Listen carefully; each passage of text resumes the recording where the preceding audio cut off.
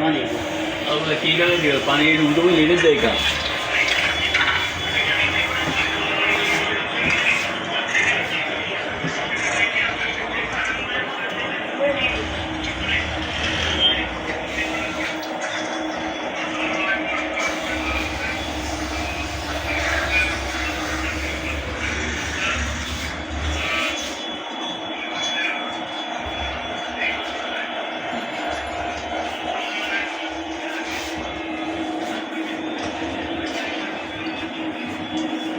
দেখছো কি করে বলাই ইসরায়েলের অবস্থা